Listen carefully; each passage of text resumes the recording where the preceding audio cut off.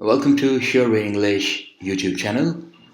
Today we are starting a new series of high score tutorials, and the idea is to make these tutorials as comprehensive and useful as possible to cover everything in these, starting from the basics to the methods to use, right up to tips and tricks with several new practice questions. In today's video, the tutorial is on the PTE Read Aloud question type. What will you learn in this video? As I said, we'll cover everything starting from the basics to how to get a high score. So a lot of useful information coming your way. And in the end, we'll have several new practice questions. I have put a bookmark in the video description. So if you want to jump directly to the practice questions, you can do that. And please don't miss any part of the video. Watch till the end. We are very confident you'll learn a lot if you watch this video. This might be the only video on Read Aloud that you need to watch. So don't miss any part. And if you want to get some real practice, why not try the free course on surewayenglish.com website? The link is in the video description. And if you like the videos, please subscribe to the channel if you have not already done so. In the next few days, we will be uploading other tutorials in the series, and we will cover each and every question type in the coming days. Basics, you probably already know what read aloud question type is, so I will not spend a lot of time going through the basics again. But quickly, I'll tell you that you will see some text on screen. You will have 35 to 40 seconds to prepare the text. Prepare means to read it in your mind, to read it quietly, so that you are familiar with what the text is. And then you will have the same amount of time, 35 to 40 seconds, to read it out into the microphone loudly. So that's all that you have to do. Now we'll get into the details later, right? How to go about it, what are the things to consider, what impacts your score, how to get a high score. But let's straight away begin with the example. And we'll do a number of practice questions. I will give you a minute and a half for these questions. If you need more time, you can just pause the video and take more time. Otherwise, after that, I will tell you the answer. So here's your example. Let's take a minute just reading this, and after that, I will tell you how to read this out. Okay, take a minute.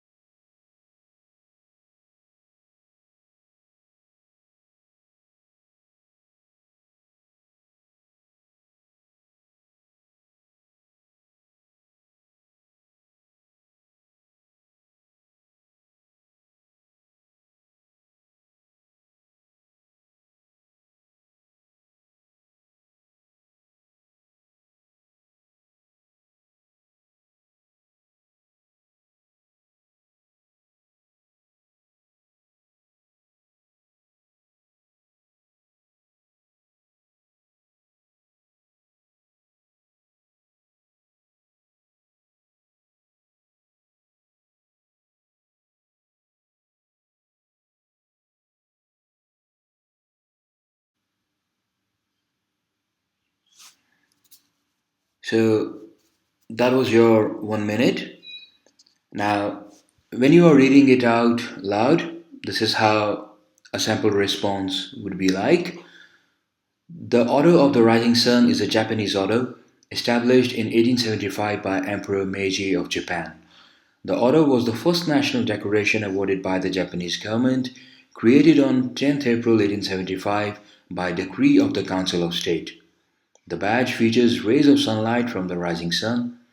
The design of the rising sun symbolizes energy as powerful as the rising sun in parallel with the rising sun concept of Japan, land of the rising sun. If you have spoken like that or somewhat similar, then yes, you are in a good position. There are a number of things that go into making a high scoring response. Now, in the next few slides, we will look at those. But you don't really have to copy a native speaker. Okay? I am not a native speaker, but I can speak quite well. And the way I speak will get a high score in PTE. So you don't have to copy a native speaker. It does say that, as close as possible to a native speaker you sound like. According to PTE, that will get you a higher score. But that does not mean that you have to modify your accent or try to copy an American or an Australian or a British. So, what's important? What will get you a high score in this question? A few things. First, natural pace. Your pace has to be natural, that you are not speaking too slow or too fast. It should seem that you are talking naturally. Fluency, you should come across as fluent without hesitation, without thinking too much.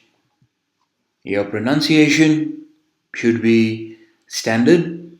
By that, what it means that someone who's good in English, who understands English language well, should be able to understand your words. Okay, if they are not able to understand your words or if they are confused when you are speaking, that means you are not pronouncing properly. Intonation, the way your voice rises and falls when you speak, that is important. Stress, which words you put more emphasis on, which words you put more stress on, that is an important factor. And finally, the content, of course, is important. If you're not reading what's there on the screen, or if you miss a lot of words, then you will definitely lose marks. Now, we will look at each of these points in detail now, and we will see what it actually means, when we say natural pace, fluency, pronunciation, etc. So, what does that mean? First of all, let's look at natural pace. So, natural pace means, you should speak naturally. It shouldn't look like that deliberately you are speaking too fast or speaking too slow, because every language it has its natural normal pace, and others are used to listening at that pace. So if you speak too slow or if you speak too fast, then the person who's listening to you will not be able to connect the words, will not be able to follow you. So that's why natural pace is important. So if I read this like, the Order of the Rising Sun is a Japanese order established in 1875 by Emperor Meiji of Japan. Now this is natural, but if I were to speak this very fast like this, the Order of the Rising Sun is a Japanese order established in 1875 by Emperor Meiji of Japan. The order was the first national declaration awarded by the Japanese government. Then it of course shows that, I'm deliberately going fast, and so most people will not be able to follow what I'm saying. Or if I speak very slow like this, the Order of the Rising Sun is a Japanese order established in 1875. Then again, people they will not be able to follow. Now, what is natural that can vary from person to person. Some people slightly, speak slightly faster than others, and from them, it comes out sounding very natural. So you have to practice this. You have to speak in different ways to understand what your natural pace is. Now I'm assuming that if you are very confident in your English abilities, in your English speaking, then you already are okay, you already speak at a natural pace. But if you are not, then you have work to do to identify what your natural pace is, at which speed when you speak you sound the best. Next, fluency. So what does fluency means? So it means, doing something effortlessly, smoothly, without hesitation, without stopping, starting again and again. So if I read this as, the Order of the Rising Sun is a Japanese order established in 1875 by Emperor Meiji of Japan. Now, I didn't think too much. I didn't, stop and try to figure out what to speak and how to speak next.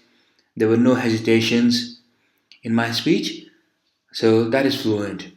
If, however, I speak it like this, the order of the rising sun is a Japanese order established in 1875 by Emperor Meiji of Japan.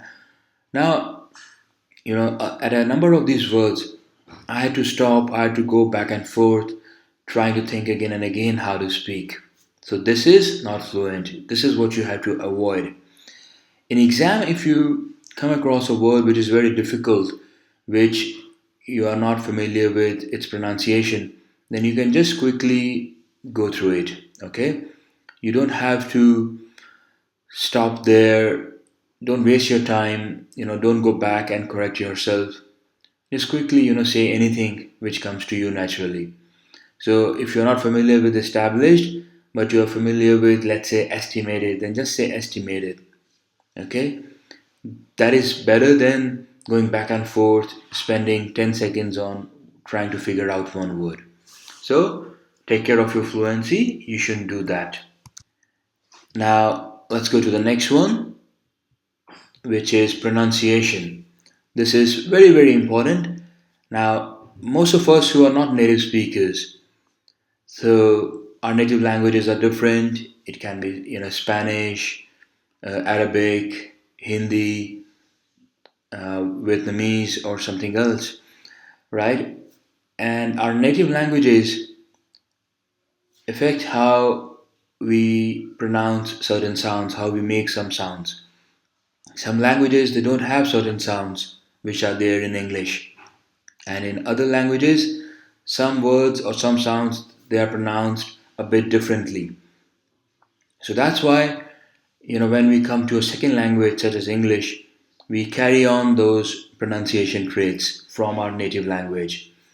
So that's why you can often tell whether it's an Arabic person who's speaking in English, or is it an Indian who's speaking, is it a Spanish speaker, is it a Vietnamese person who's speaking. So you can often tell that because the way they stop at certain words, certain syllables, certain sounds, how they make certain sounds, while speaking is different. So, for example, if I read this like the order of the rising sun is a Japanese order established in 1875 by Emperor Meiji of Japan. Right now, I make a few mistakes here. So, for example, order. The sound I make with the letter D, that's different. Established. You know how to group the words, how to pronounce ed in this particular word. I made a mistake there.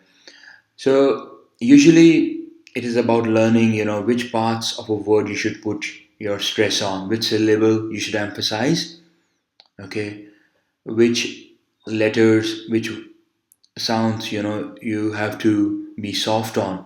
For example, Indian speakers, they often, pronounce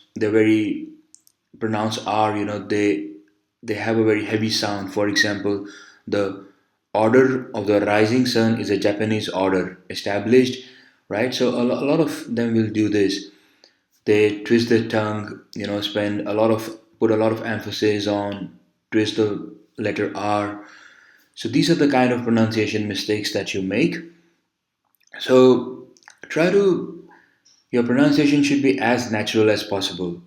There is a word list, and in our actual PTE course we have these vocabulary modules where you practice speaking all these different words.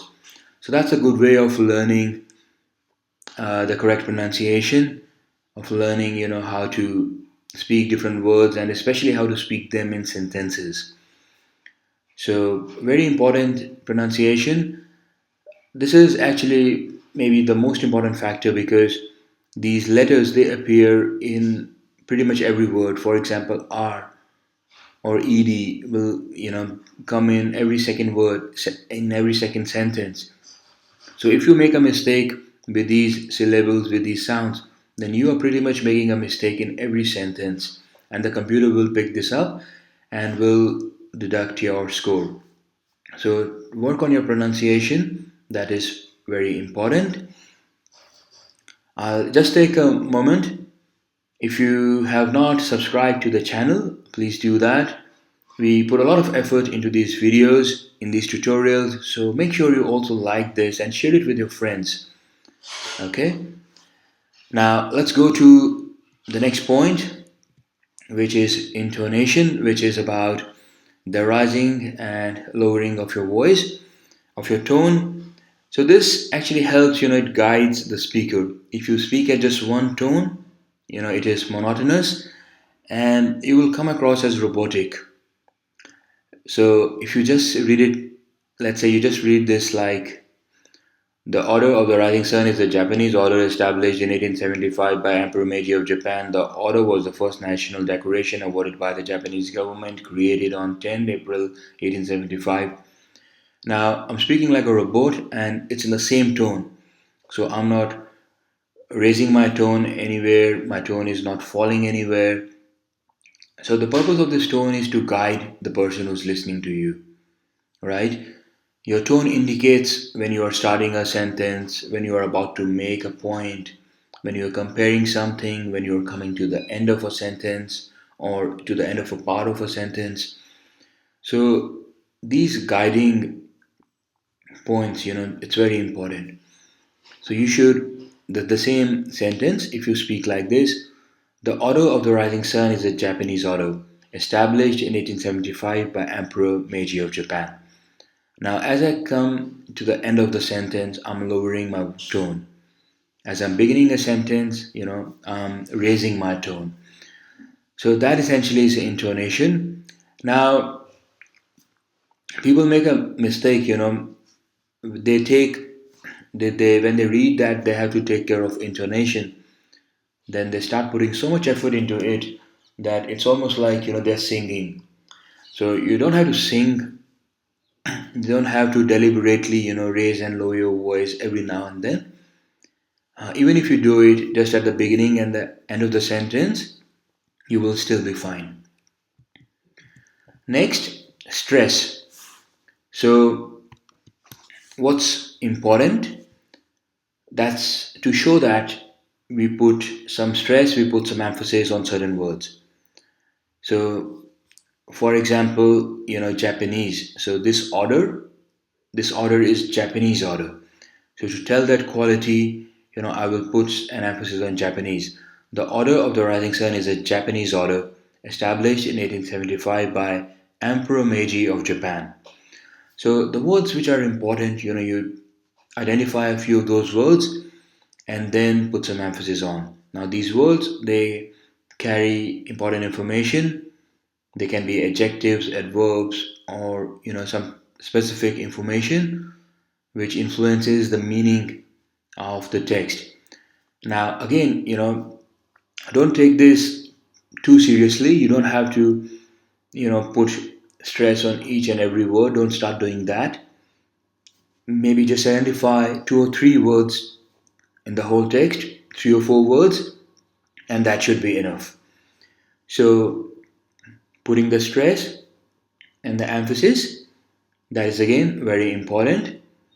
Now, last point, which will determine your score, is content. Okay, so what does content mean? It means that you are able to capture the entire text, right? The text, the words in the text, that is your content. Now, if I read this like, the Order of the Moon is a Japanese system created in 1875 by government of Japan. Now, what I've done is, I missed some words and I've read something else. So I missed the content. So I will lose my marks here.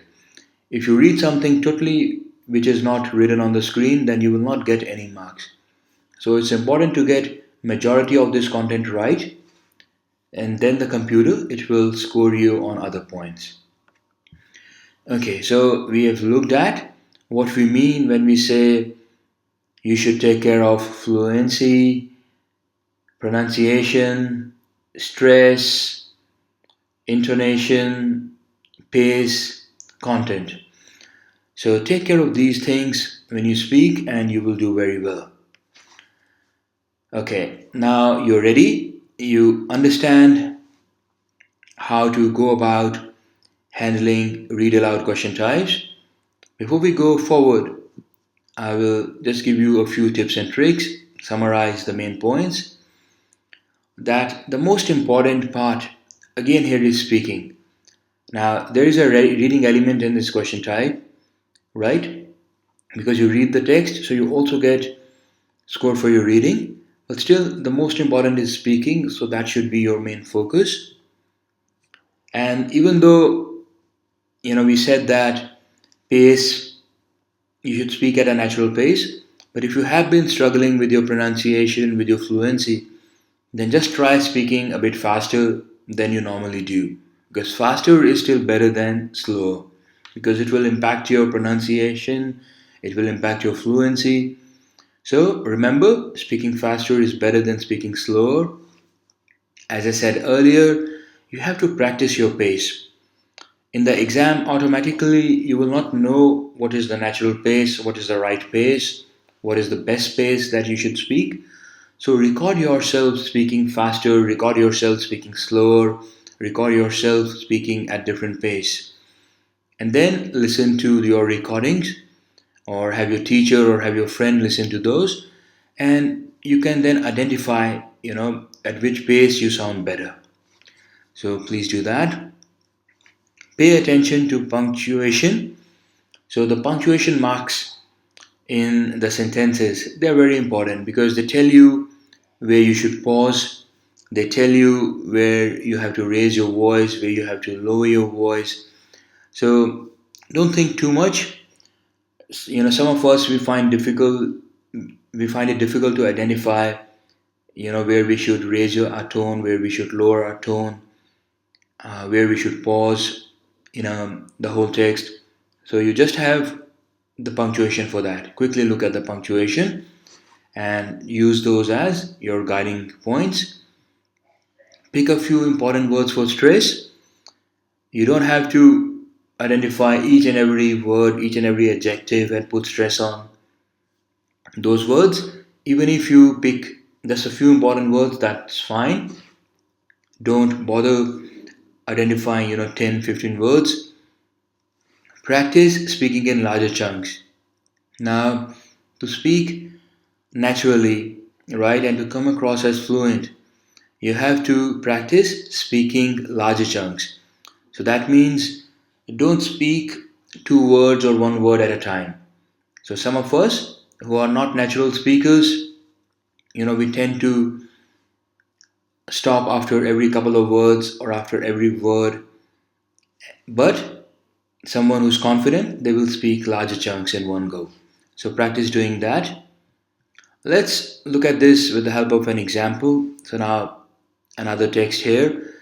If I speak this like the incumbent Vladimir Putin was eligible to run, which he declared his intent to do so on 6 December 2017, being widely expected to win.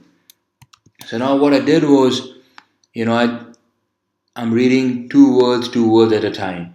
So a lot of us, who are not very good at reading, who are not very confident, we obviously take our time, we read each word carefully. But what you have to do, your aim should be to read, larger chunks in one go. So usually, these are identified by punctuation marks or by conjunctions such as and, but, etc. So if I read this like this now, the incumbent Vladimir Putin was eligible to run, which he declared his intent to do so on 6 December 2017, being widely expected to win. This is much, much better. So I come across as more fluent, I come across as more natural. So if you have been struggling with your pronunciation, with your fluency, with your speaking in general, then this is something you have to do. Take any text, start reading, first read one word at a time, two words at a time. After that, try to look at a big chunk and read it in one go, one breath, right?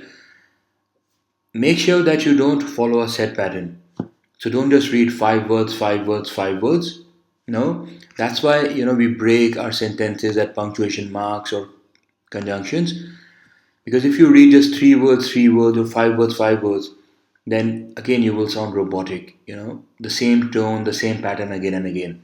But your pattern should vary because that is how you sound natural. So identify, stop at the commas, stop at the full stops, and you will do well. Okay, so what we have done, we have covered all the main points. We have looked at the tips and tricks with the help of this example, and we've had a good discussion on how you go about read aloud questions to get a high score in them. So, uh, sorry, I will summarize the points again, which was that most important is your speaking. Speak fast. That's better than slower if you have been struggling. Practice your pace. Pay attention to punctuation as we just saw. Pick a few important words for stress. So, three or four words, good enough. And practice speaking larger chunks as I just showed you. So, now keep these things in your mind as we go on to the practice questions now. I will give you about a minute to read and frame your response. And after that, on the screen, I'll flash answer, which means I will give you an sample response now. If you need more time, you can just pause the video. Okay, we haven't put a timer or different timers because different people they want slightly different time during practice. Here we go. Here's your first question. Remember, 60 minutes I will give you to read and also to respond. If you need more time, you can just pause the video. Here we go.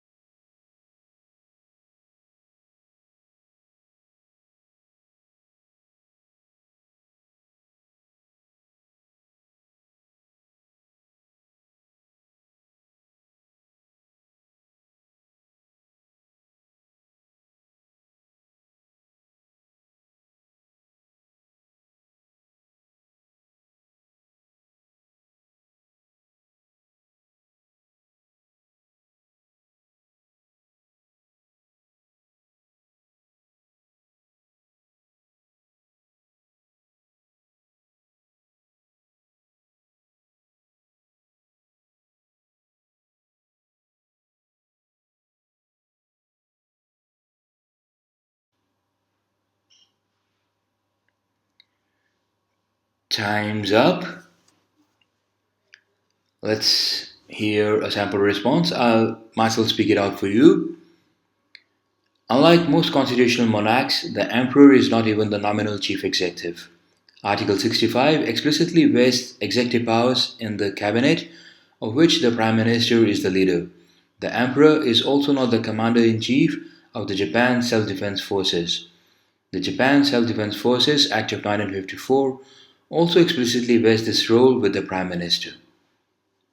There you go. Make sure you compare your response with the sample response each time, and only after that you go to the next question.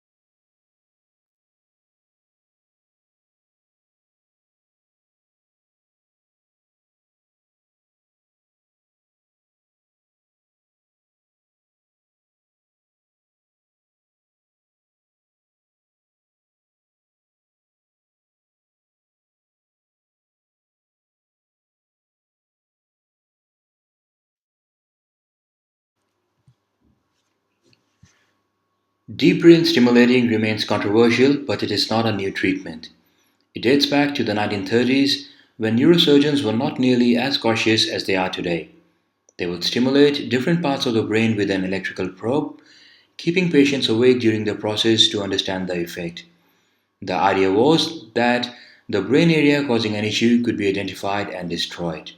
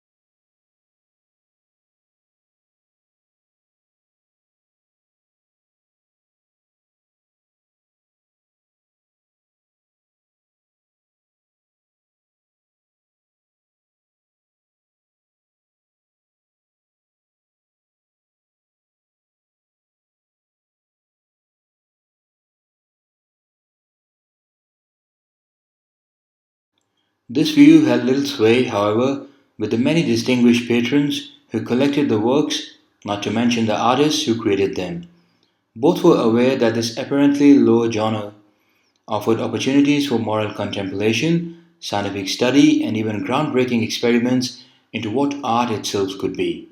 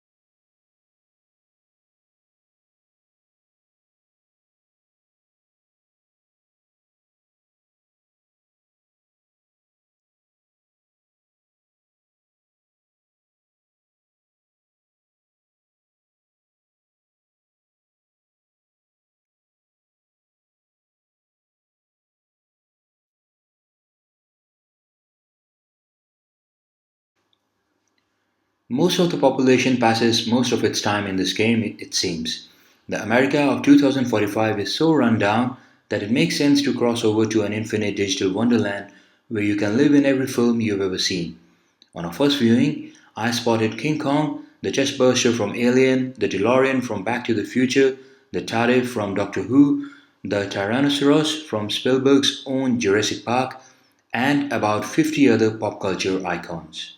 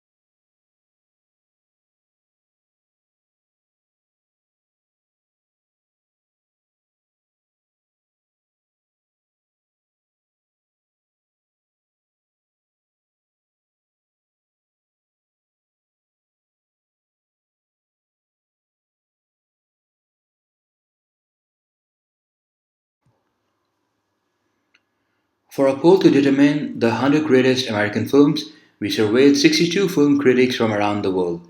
This time, we received responses from 177 from every continent except Antarctica. Some are newspaper or magazine reviews, others write primarily for websites. Academics and cinema creators are well represented too. For the purposes of this poll, we have decided that a list of the greatest films of the 21st century should include the year 2000, even though we recognize that there was no year zero and that 2001 is mathematically the start of the century.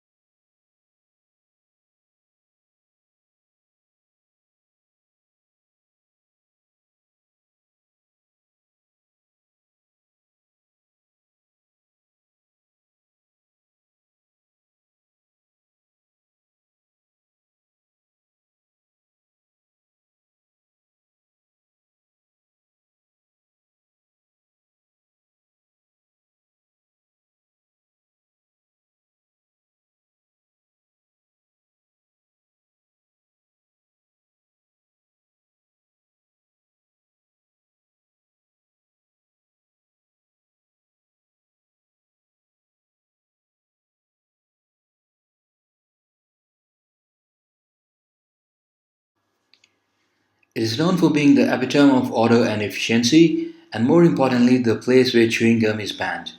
Today, it is one of the financial centers of the world, but this has been hard won. Following its expulsion from the Federation of Malaysia and subsequent independence in 1965, Singapore was left riddled with many socio-economic problems. Along with unemployment, lack of education, and substandard housing, it was also a country lacking natural resources and land.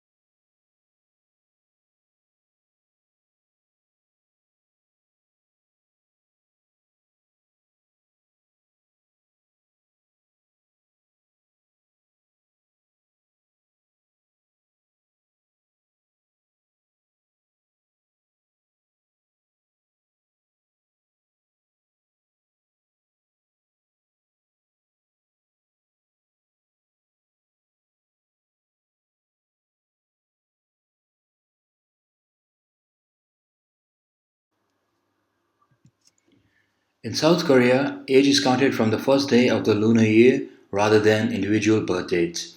By eating this soup during the Seollal celebrations, Koreans literally mark themselves a year older and wiser.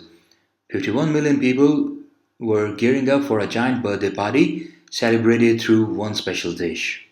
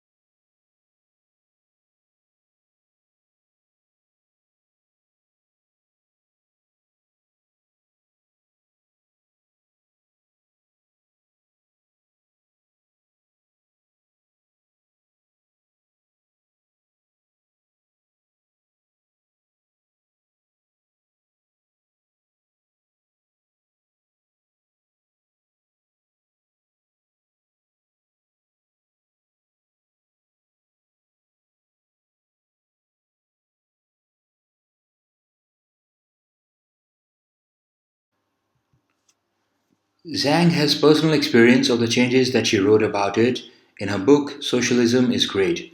Growing up in Nanjing, the capital of China's eastern Jiangsu province, she started working at a missile factory at the age of 16. The village she lived in served as a residential area for a local machinery factory which was run by the Ministry of Aerospace Industry.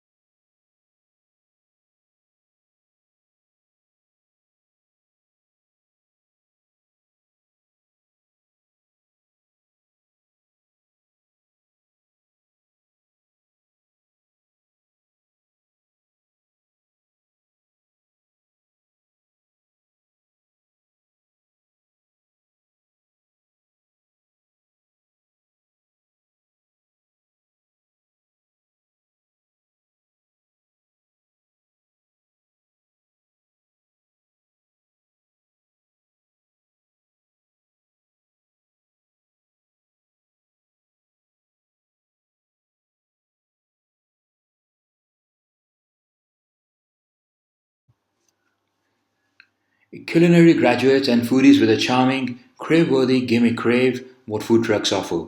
The opportunity to incubate a concept and test the market while still offering a fancy pants menu. Third wave food trucks skip the slow, painful process of working the ranks in Michelin starred restaurants, scavenging money and looking for investors.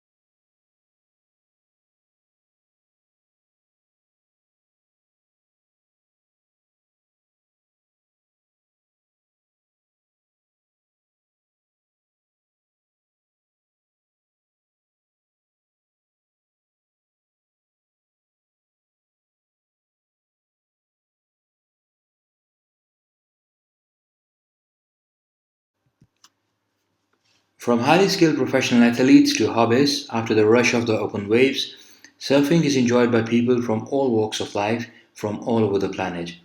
All you need is ocean, but not always, a board of some kind, waves, and a lot of enthusiasm. While the tricks and twists of seasoned professionals amaze us, below the surface lies a raft of surfing science as impressive as the feats performed on the waves.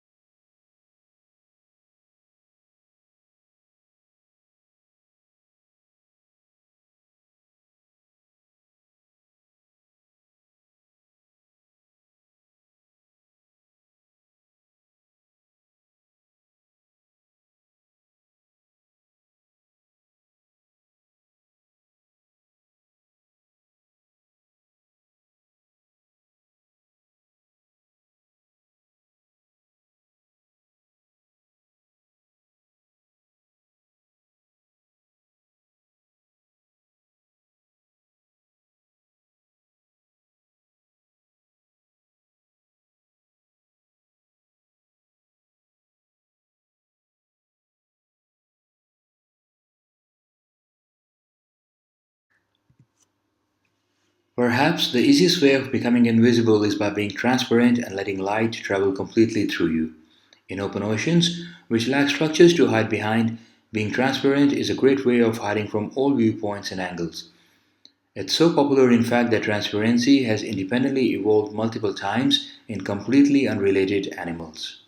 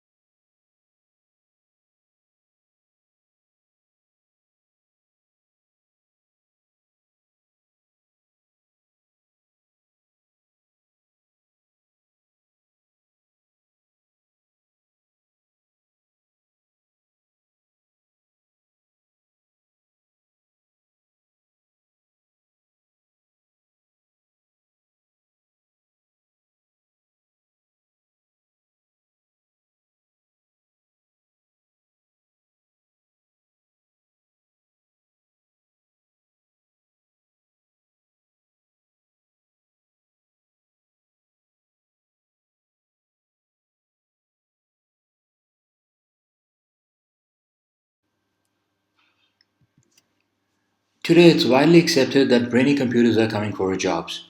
They'll have finished your entire weekly workload before you have had your morning toast, and they don't need coffee breaks, pension funds, or even sleep.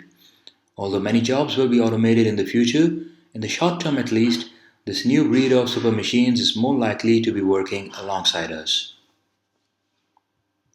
There you go, you completed the practice. Make a note of, since I was responding to these questions as well, I made a couple of mistakes.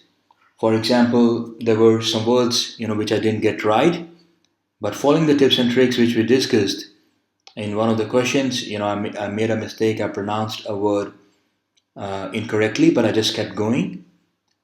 Like I said, you don't have to stop there. You shouldn't hesitate, and there is no time to stop and correct yourself.